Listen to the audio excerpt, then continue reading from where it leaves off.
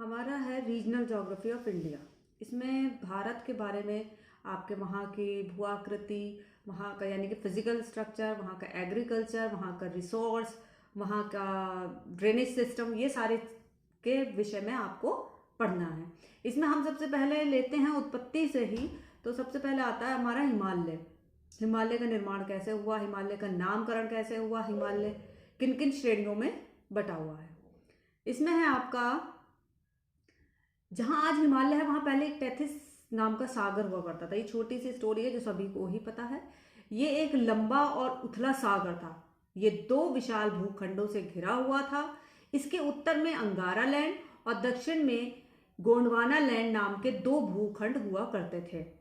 लाखों वर्षों इन भूखंडों का अपरदन होता रहा, अपक्षय होता रहा, निक्षेपण की क्रिया होती रही।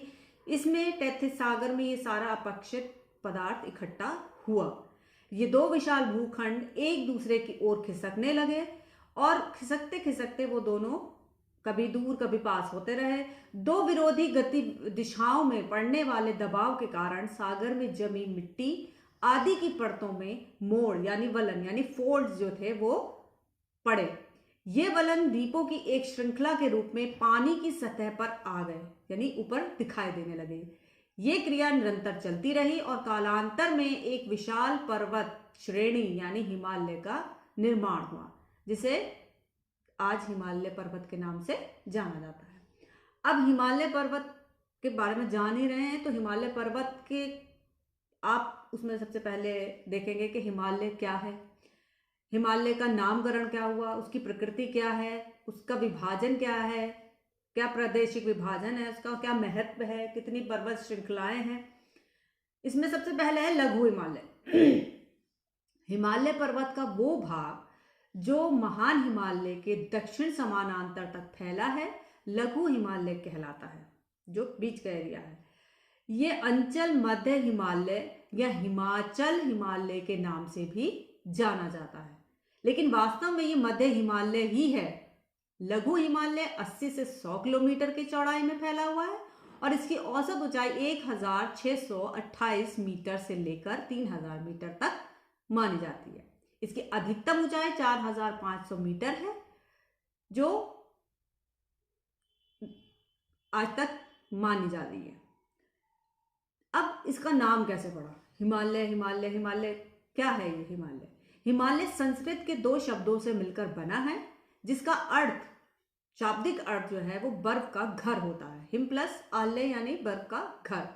ये ध्रुवीय क्षेत्रों के बाद पृथ्वी पर सबसे बड़ा हिमावरण वाला क्षेत्र माना जाता है। हिमालय और विश्व की सबसे ऊंची चोटी माउंट एवरेस्ट को भी कई नामों से जाना जाता है, जैसे कि नेपाल इसे अलग नाम से जानता है, उसको वो सगर माथा मानते हैं, आकाश का स्वर्ग यानी आकाश का स्वर्ग मानते हैं। सबने अपने अलग अलग जगहों पर इसको अलग अलग नाम से जाना है। तिब्बत में चोमोलुंगा, चोमोलुंगमा यानी पर्वत की रानी के नाम से इसे जानते हैं। हिमालय पर्वत की एक चोटी का नाम बंदर पुंछ है। ये चोटी उत्तराखंड के उत्तरकाशी जिले से स्थित है। इसकी ऊंचाई 13,731 फुट है। इसे सुमेरु भी कहते हैं। अब इसकी प्रकृति क्या है, यानी कैसे कैसे ये किस किस से जुड़ा हुआ है। उत्तरी भारत के मैदानी गंगा, ब्रह्मपुत्र के मैदान, हिमालय से लाई गई नदियों के मैदान हैं। हिमालय की श्रेणियां मानसूनी हवा के मार्ग में अवरोध उत्पन्न करके भारत के राज्यों में वर्षा करती हैं। प्रातः काल जब सूर्य उदय होता है तब सूर्य की किरणों से हिमालय की शोभा जो है वो बढ़ती है। इसमें ऊंचे देवदार, चीड़ के पेड़ भी दिखाई देते हैं। यहाँ कई प्रकार के जंगली जीव भी हैं। अब आते हैं हिमालय की उत्पत्ति कैसे कैसे आगे बढ़े। हिमालय की उत्पत्ति की व्याख्या कोबर के भूसन्नति सिद्धांत यानी प्लेट विवर्तनिक सिद्धांत द्वारा की जाती है। पहले भारतीय प्लेट और इस पर स्थित भारतीय भूखंडों में गोंडवाना लैंड जो थे यानी शैल जो थे, आपका एरिया था, नामक विशाल महाद्वीप का एक हिस्सा था और अफ्रीका से सटा हुआ था। इसके विभाजन के बाद भारतीय प्लेट की गति के परिणाम स्वरूप भारतीय प्रायद्वीपीय पठार का भूखंड उत्तर की ओर बढ़ने लगा या बढ़ता चला गया। उत्तरी क्रेटेशियस काल में 840 लाख वर्ष पूर्व भारतीय प्लेट ने तेजी से उत्तर की ओर गति जो थी वो प्रारंभ करना शुरू कर दी। जैसे जैसे तेज स्पीड होती गई, प्लेट जो थी जैसे जैसे उसमें गति होती चली गई, वैसे वैसे फिजिकल स्ट्रक्चर चेंज होता चला गया। उत्तर की ओर गति प्रारंभ की और तकरीबन 6000 किलोमीटर की दूरी उन्होंने प्लेट्स ने तय करी, जिसमें यूरेशिया और भारतीय प्लेट के बीच ये टकराव समुद्री प्लेट के निमज्जित हो जाने के कारण हुआ था। इसमें ये समुद्र अब भी महाद्वीपीय टकराव में, समुद्री क्षेत्र और महाद्वीपीय टकराव जो है वो आज भी चलते रहते हैं, जिसकी वजह से ये पूरा फिजिकल स्ट्रक्चर जो था यहाँ का बदल गया। और 650 लाख वर्ष पूर्व केंद्रीय हिमालय की रचना हुई।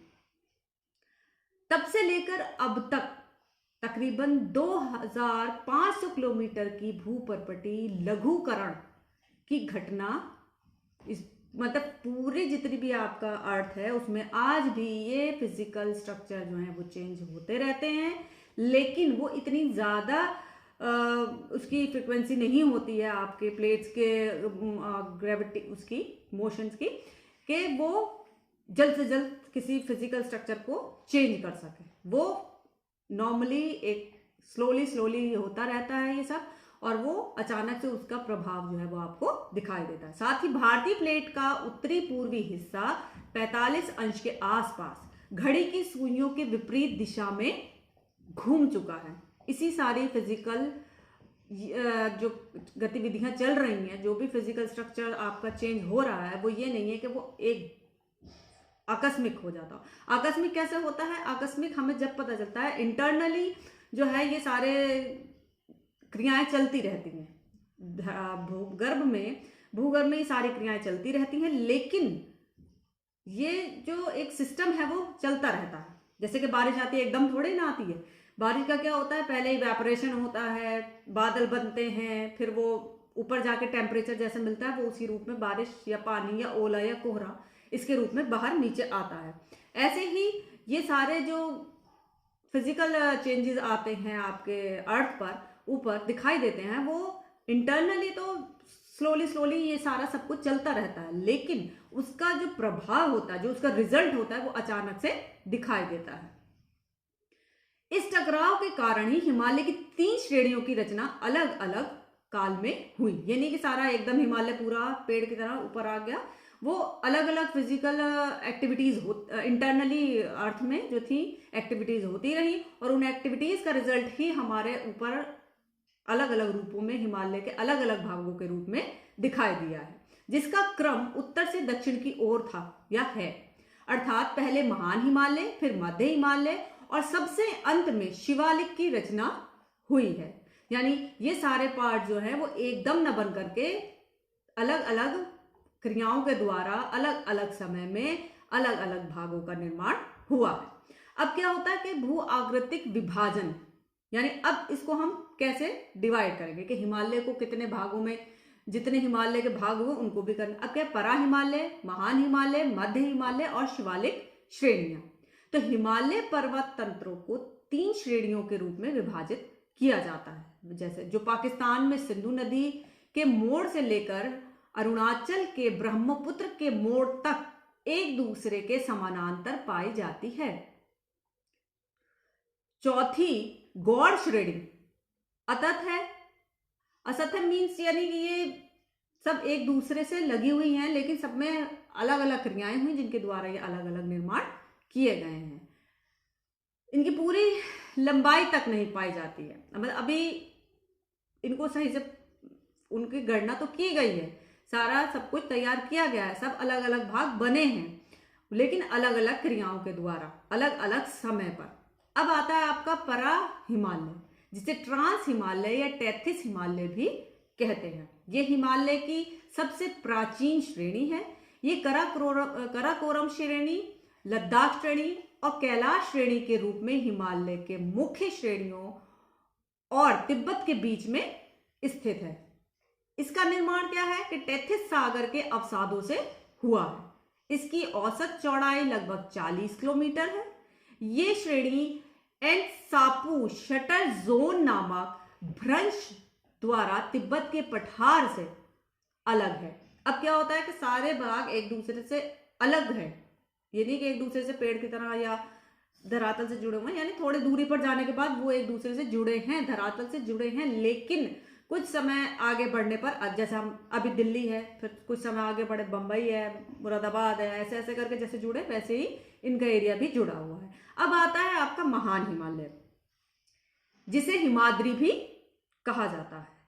हिमालय की सबसे ऊंची श्रेणी है।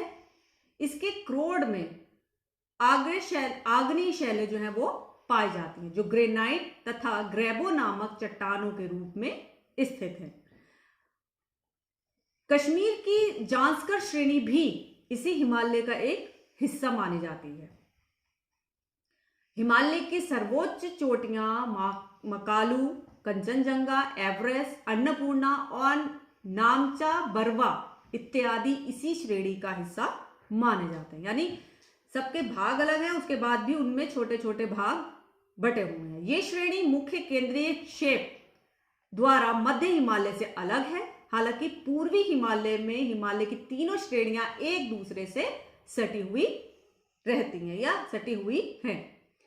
अब आता है आपका मध्य हिमालय।